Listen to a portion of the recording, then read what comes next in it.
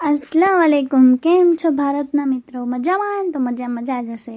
તો તમે જોઈ શકો છો આપણે ક્યાં આવ્યા છીએ. તો ચાલો મારી સાથે અંદર. આપણે આવ્યા છીએ વોટર પાર્કમાં. ઓ બાપા, ગરમી જામનગરમાં બહુ ગરમી હો. તો એવી ગરમીમાં આપણે આવી ગયા હતા વોટર પાર્કમાં. અને આ વિડીયો, આ વ્લોગ તમને 2-3 દિવસ નહીં, 8 દિવસ પછી એડિટિંગ કરીને જોવા મળશે. કેમ કે મને જોબમાંથી છુટ્ટી હતી, ત્યારે આપણે હોલિડે વોટર પાર્કમાં ગયા હતા એન્જોય કરવા. અને અમારા માઇનોર બેન તમે જોઈ શકો છો એન્જોય કરે છે. અમારા મધુબેન ક્યાં ગયા? પણ મધુ છે ને મારી બીવે બહુ પાણીથી, તો માઇનોર એને રહી જાય છે અને આ રોવે છે. તો અહીંયા ચિલ્ડ્રન એરિયા હતા, તો બે બેનું એન્જોય કરતી હતી, તમે જોઈ શકો છો. તો હું પણ મારી રીતે એન્જોય કરતી હતી અને માઇનોર મધુ પણ એની રીતે એન્જોય કરતી હતી, રમતી હતી.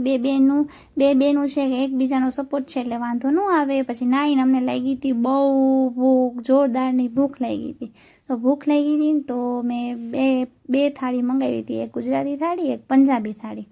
તો મેં પછી જમવા બેઠી ગયા અને પેટ બુજા બાકી સબ દૂજા. તો ફટાફટ હાલો જમી લઈ. અને ટેસ્ટ ઠીક હતો, પણ પ્રાઇસ બહુ હતા. જે શું કહેવાય, નાવા જતા હોય વોટર પાર્કમાં એને ખબર જ હોય, એક તો નાવાના આટલા પૈસા, કોસ્ચ્યુમના આટલા પૈસા, ખાવાના આટલા પૈસા, એટલે વોટર પાર્ક મોંઘું પડે. પણ શું કહે, શોખ કહે ને, શોખ માટે માણસ ગમે એ કરે.